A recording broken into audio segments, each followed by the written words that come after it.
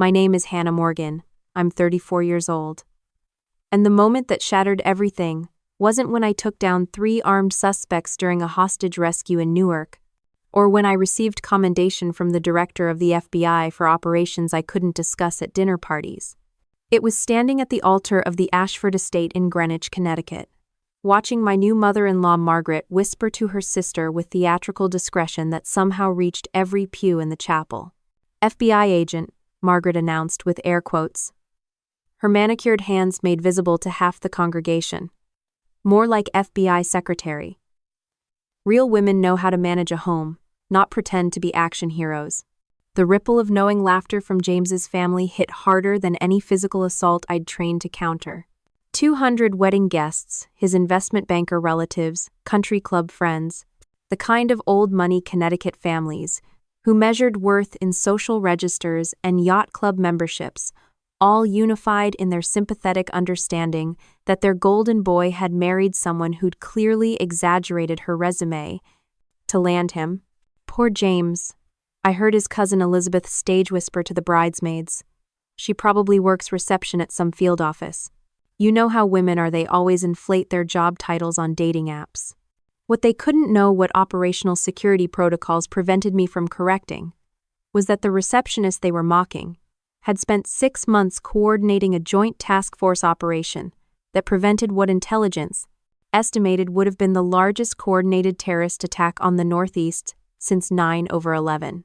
The Ashford Estate ballroom looked like something from a Gatsby fever dream. 30-foot ceilings draped in ivory silk, crystal chandeliers that probably cost more than my annual FBI salary, and champagne towers that sparkled like liquid gold under lighting designed to make everyone look 10 years younger and infinitely more successful.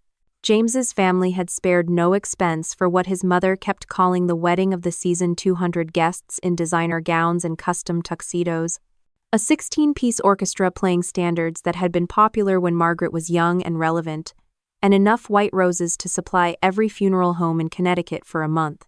This was old money on display. The kind of wealth that didn't need to advertise because everyone already knew. The Ashford family had been Connecticut royalty since before the Revolutionary War, their names carved into historical societies and country club membership rolls that were harder to access than classified government facilities. I stood near the dessert table in my grandmother's vintage Vera Wang, the only thing I'd worn that day that actually belonged to me rather than being borrowed from James's family's collection of appropriate wedding accessories, watching his relatives circulate like sharks in Chanel and Armani. "She's so quiet," I heard Aunt Victoria whisper to her sister Catherine, their voices carrying clearly across marble floors, designed to echo conversations about people who weren't present. Almost cold. Not warm at all. Cold. While they measured warmth in dinner party hosting and junior league volunteerism, I measured it in whether hostages went home to their families or became statistics in FBI after-action reports. "I heard she works for the FBI," Catherine replied, her tone suggesting she'd heard I worked as a phone psychic or sold essential oils through Facebook. But we all know what that really means. "Secretary work," Victoria concluded with the authority of someone who'd never been wrong about social hierarchies. "Administrative assistant at best. Real federal agents are men with actual training. Women in those offices are just support staff." Support staff. While they'd been supporting charity galas and garden club meetings, I'd been supporting tactical teams during operations where hesitation meant civilian casualties. The memory hit me like friendly fire 3 months ago, leading the breach team during a child trafficking bust in Newark. 47 children recovered, 8 suspects neutralized, and commendation from the director for coordination under pressure that most agents would never experience. But standing in this ballroom, surrounded by people who thought I answered phones for real agents, those achievements felt like classified information I was unauthorized to access. "The thing that concerns me," Margaret's voice carried clearly from where she stood with her bridge club friends, "is that she doesn't cook. James mentioned she can't even make a proper roast chicken. Can't make a proper roast chicken. While she'd been perfecting her Julia Child recipes, I'd been perfecting tactical maneuvers that kept American families safe to enjoy their Sunday dinners without worrying about domestic terrorism. And she's 34, Victoria added with theatrical concern, past her prime for childbearing. I don't know what James was thinking. Past my prime.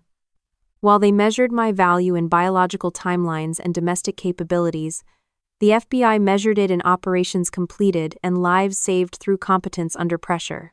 I moved toward the cake, a 7-tier monstrosity that Margaret had selected without my input because brides these days have no sense of tradition, and picked up the ornate silver knife that probably had more monetary value than my first car. The frosting smeared across the blade as I made the ceremonial first cut, white buttercream that looked like snow but tasted like sugar and disappointment. Around me, guests applauded this performance of domesticity while I mentally calculated the physics of the knife's weight distribution, blade length, and potential applications in close-quarters defensive scenarios. The muscle memory was automatic years of tactical training that never fully switched off, even during wedding receptions, where the biggest threat was supposed to be bad champagne and awkward family conversations. She barely smiles. I heard someone whisper behind me. Almost robotic, like she's going through the motions. Robotic. While they performed for social media and country club approval, I'd been performing operations that required emotional control. Most people couldn't achieve staying calm while children's lives hung in the balance, remaining focused while suspects threatened violence, maintaining composure when split-second decisions meant success or tragedy. James approached with that apologetic smile he'd perfected over 6 months of navigating between his family's expectations and whatever he thought he knew about my actual career. "They don't mean anything by it," he whispered, his hand on my lower back, carrying the weight of someone trying to keep peace between worlds that couldn't coexist. They don't understand what you do. And you can't really explain it, right? Can't really explain it. Because operational security protocols prevented me from correcting assumptions that made my achievements invisible to people who measured success in wedding registry completion and thank you note promptness. "It's fine," I lied, watching Margaret hold court near the champagne fountain while explaining to anyone who'd listen that her new daughter-in-law was quirky but James seems happy. Quirky. The word they used for women who didn't fit their predetermined categories of acceptable femininity. Women who carried weapons instead of designer handbags. Women whose idea of appropriate dinner conversation didn't include gossip about neighbors and complaints about household staff. But standing in that ballroom, surrounded by 200 people who thought they understood exactly who I was, based on my inability to discuss classified work, I felt exactly like what they saw me as. An imposter in a world where I'd never belong. Someone who'd deceived her way into a family that valued appearances over authenticity. What they couldn't know what they would discover in exactly 45 minutes was that their cold new daughter-in-law's training was about to become catastrophically relevant. When armed men crashed through the ballroom's French doors thinking they were hitting an easy target full of wealthy, defenseless Connecticut socialites, Margaret would learn that support staff don't train at Quantico's tactical facility. When chaos erupted and guests started screaming, Victoria would discover that real federal agents look exactly like the women they'd been dismissing as secretaries. And when someone needed to stand between 200 terrified civilians and men with automatic weapons, James's family would finally understand what FBI agent actually meant. But for now, I was just Hannah, the quiet bride. The woman who couldn't cook a proper roast chicken. The woman they'd underestimated in every way that was about to matter. Some training never fully deactivates. Some instincts wait for the right emergency to prove themselves. And sometimes, the most dangerous person in the room is the one everyone assumes is harmless. They thought my silence was emptiness. In 45 minutes, they'd learn it was tactical patience waiting for the right moment to prove that underestimating federal agents, especially the ones forced to hide their capabilities during wedding receptions, was a mistake that could prove fatal. The cake knife felt heavier than it should. The champagne tasted like waiting. And somewhere beyond those French doors, trouble was approaching that would give me clearance to finally show them exactly who they'd been laughing at. Margaret's secretary was about to save every life in that ballroom. And her perfect wedding was about to become a case study in why you should never assume the quiet woman in the corner is anything less than lethal. I slipped away from the reception during the waltz James and his mother, locked in their traditional mother-son dance while Margaret beamed with the satisfaction of someone whose wedding vision had been executed flawlessly. No one noticed the bride stepping through the French doors onto the terrace where November air cut through vintage lace like a blade. The estate grounds stretched into darkness beyond the glow of string lights, manicured lawns giving way to woodland that had belonged to the Ashford family since Connecticut was still figuring out how to be a colony. Beautiful. Isolated. The kind of venue where you could hear champagne glasses clinking from 100 yards away but couldn't hear screams from 200. That's when I noticed them. The catering staff moved with precision that was wrong for their supposed profession. Not the organized chaos of people trying to keep food hot and glasses filled, but the synchronized efficiency of personnel executing tactical positioning. One server near the champagne fountain adjusted his bow tie while scanning the crowd with eyes that tracked exits rather than empty glasses. Another lifted a dessert tray with wrists that stayed too rigid, the posture of someone trained to maintain weapon-ready stance even when carrying cake. His colleague moved to the western exit with deliberate placement that looked like perimeter control rather than random wandering. I'd seen this pattern before. Damascus, 2019. An embassy reception that had been infiltrated by operatives posing as local staff. The synchronized movements, the tactical awareness hidden under service industry costumes, the way they positioned themselves to control every exit without appearing to coordinate. My pulse shifted from wedding anxiety to operational awareness, heart rate slowing, breathing, deepening, muscle memory, preparing for scenarios that weren't supposed to happen at Greenwich Society weddings. A violin string snapped with sound like a gunshot cutting through Pachelbel's cannon. The sudden shriek made 200 guests flinch, but I was watching the catering staff. 3 of them reached instinctively toward concealed positions at their waists before catching themselves and resuming their server personas. Weapons. These weren't caterers. They were operatives running infiltration protocols on what they assumed was a soft target full of wealthy, defenseless Connecticut socialites. The memories hit me in fragments. Quantico training scenarios about domestic terrorism cells targeting high-value civilian gatherings. Bureau briefings about groups planning attacks on events where media coverage would maximize psychological impact. Intelligence reports about organizations that had been tracking prominent families for months, waiting for vulnerable moments. I moved closer to the dessert station, using my wedding dress like camouflage. Nobody pays attention to brides fussing near the cake table. That's when I heard them. Target confirmed. The voice came from a server I'd watched pour champagne for Margaret 20 minutes earlier.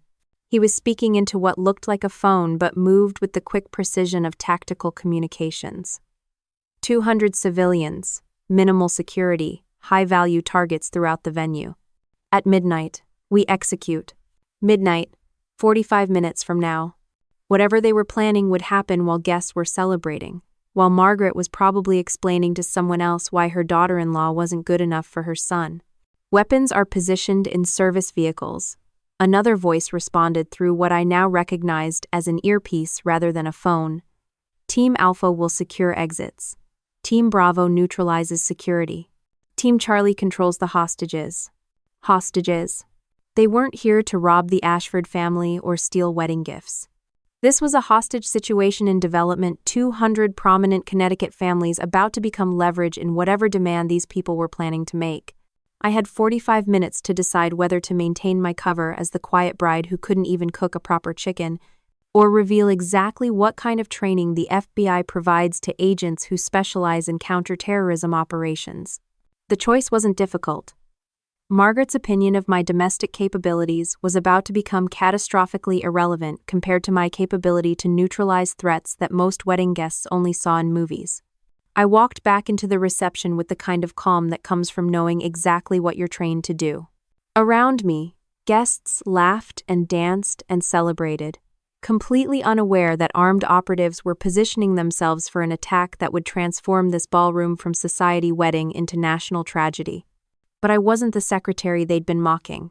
I was the agent who'd spent 6 years training for scenarios exactly like this, protecting civilians who had no idea they needed protecting, neutralizing threats that moved with professional precision, and doing it all without causing panic that could turn organized evacuation into deadly stampede.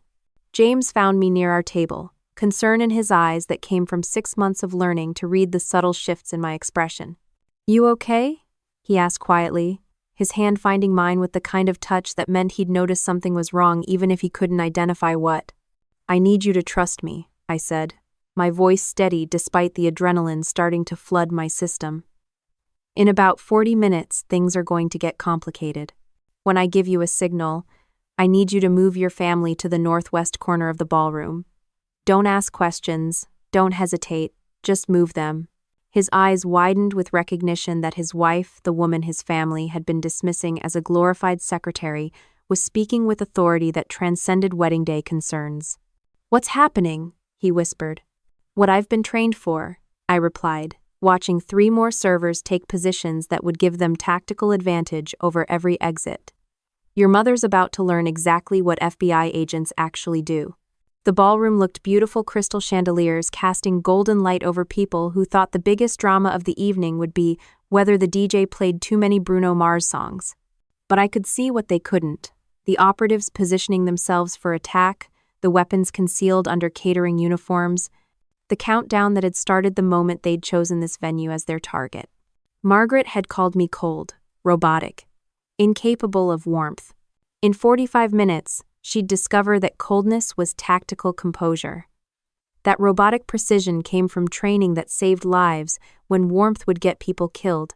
The silent bride was about to scream, but when federal agents scream, it sounds like tactical commands and controlled violence designed to protect civilians who never knew they needed saving.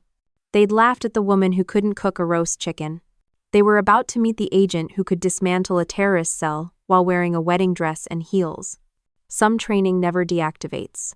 Some instincts wait for the exact moment when silence transforms into action that saves every life in the room. Midnight was coming, and with it, the truth that would explode through every assumption Margaret's family had made about the quiet woman who'd married into their world. The wedding of the season was about to become a case study in why you should never underestimate federal agents, especially the ones you've spent the evening mocking for lacking domestic skills. The chandeliers glittered like frozen stars above 200 guests who had no idea their champagne celebration was about to become a federal case study. The orchestra was midway through Moon River when the first tray hit the marble floor with sound like thunder announcing a storm.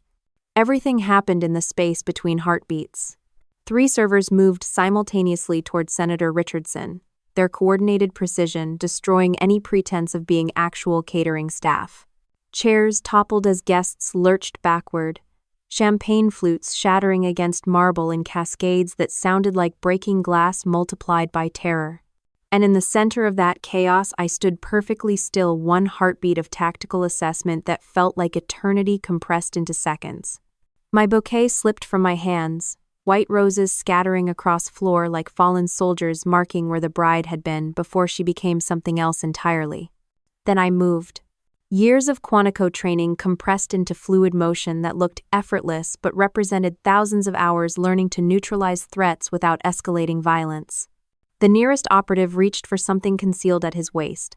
I intercepted his wrist with precision that redirected his momentum into the dessert table, his weapon clattering harmlessly across marble, while he went down hard among shattered champagne towers.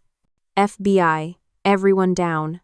My voice cut through screaming with authority that transformed confusion into coordinated response. Guests who'd been mocking my career 30 minutes earlier now dropped to the floor with survival instinct that overrode social conditioning. The second operative was moving toward the French door's escape route they'd planned when they thought this was just wealthy civilians with no tactical training. I vaulted across the main table, my grandmother's vintage Vera Wang tearing with sound like fabric giving up on pretense, silverware and champagne fountains scattering like stars falling from their constellations. My momentum carried me into perfect positioning, close enough to neutralize without endangering civilians, angled to block his exit while maintaining visual on the remaining threats. The training kicked in with muscle memory that didn't require conscious thought. Redirect his weapon hand, control his center of gravity, use his own momentum to put him face down on marble with my knee in his back, and his arm secured in a joint lock that would require orthopedic surgery if he struggled. "Stay down or I break it," I said quietly, feeling him test the hold before intelligence overcame impulse. The ballroom had gone silent except for crying and the distant wail of sirens that meant someone had managed to call 911 during the chaos. 200 guests were processing what they'd just witnessed, the quiet bride transforming into someone who moved with competence that transcended their understanding of wedding day expectations.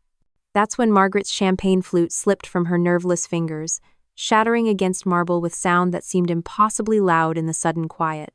My wedding dress was ruined, torn silk, revealing not the delicate undergarments Margaret had probably imagined, but tactical preparation that included reinforced fabric and, yes, the combat boots I'd worn because heels compromise mobility during potential threat response.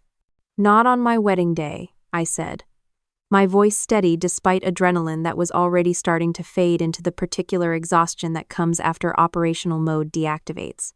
The third operative was still standing near the champagne fountain, his hands raised slowly in the universal gesture of surrender. Smart. He'd watched 2 of his team go down in approximately 15 seconds and was calculating odds that didn't favor continued resistance. "It's over," I said quietly, maintaining position until I heard the sound I'd been waiting for: tactical boots on marble, the distinctive rhythm of law enforcement response teams whose arrival meant I could finally stand down. FBI hostage rescue team came through those French doors with precision that made the operatives' coordination look amateurish. Agent Morrison, my former training supervisor, who'd probably been monitoring the situation since I'd sent the emergency signal, took in the scene with professional assessment that included one raised eyebrow when he saw me in my torn wedding dress with an operative secured under my knee. "Agent Morgan," he said with the dry humor that came from years of witnessing impossible situations become routine through competent response. "Most people just do the bouquet toss." "Most people don't have terrorists crash their weddings," I replied, staying in position until his team had all 3 operatives secured with flex cuffs and Miranda rights. The cleanup was efficient: suspects extracted, evidence collected, witnesses separated for statements that would be coordinated through FBI protocols I'd helped develop during my 6 years with Counterterrorism Division. But the moment that mattered happened while agents were still processing the scene.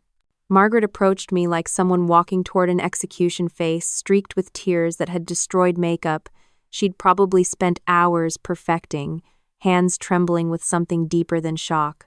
"I was blind," she whispered, the words barely audible over ambient chaos of federal response procedures. "All evening, all these months. I thought you were. I never imagined." She couldn't finish the sentence. Couldn't find words adequate for acknowledging that her secretary, daughter-in-law, had just prevented what would have been an international incident involving a sitting U.S. senator and 200 hostages. "You are measuring me by standards that don't include federal law enforcement," I said quietly, feeling James's hand find mine with the kind of support that meant our marriage would survive this revelation even if his family's assumptions wouldn't. "They'll never laugh again," James said, his voice carrying clearly across a ballroom that had been transformed from wedding venue into crime scene. "You're my wife, my partner, and apparently someone who can neutralize terrorist cells while wearing a wedding dress." The CNN coverage started within minutes. News helicopters capturing footage of FBI response teams securing the Ashford estate, while social media exploded with cell phone videos guests had recorded of their bride becoming something they'd never anticipated. Undercover FBI agent Foyle's terror plot at Greenwich wedding scrolled across every major network, while I sat in the back of an FBI tactical van, still wearing my ruined wedding dress, giving preliminary statement to agents who'd trained alongside me at Quantico. By morning, Margaret would understand exactly what FBI agent meant when applied to someone who'd spent 6 years preventing attacks most Americans would never know had been threatened. By morning, Victoria would realize that cold had been tactical composure maintained during operations where emotional displays would compromise mission success. By morning, James's entire family would confront the reality that their secretary had been someone whose silence protected classified operations that kept their champagne celebrations possible. But that night, standing in the wreckage of what was supposed to be the wedding of the season, I felt something I hadn't expected. Vindication that came not from their approval but from knowing I'd done exactly what I'd been trained to do. Protect civilians who had no idea they needed protection. Neutralize threats before they escalated into tragedies. Do it all without causing panic that would turn organized response into deadly stampede. The quiet bride had roared. But when federal agents roar, it sounds like tactical commands and coordinated response that saves every life in the room. They'd mocked my silence. They'd mistaken stillness for weakness. But silence isn't emptiness, it's strength gathering in shadows, waiting for the exact moment when action becomes essential. And when it finally breaks, it doesn't whisper.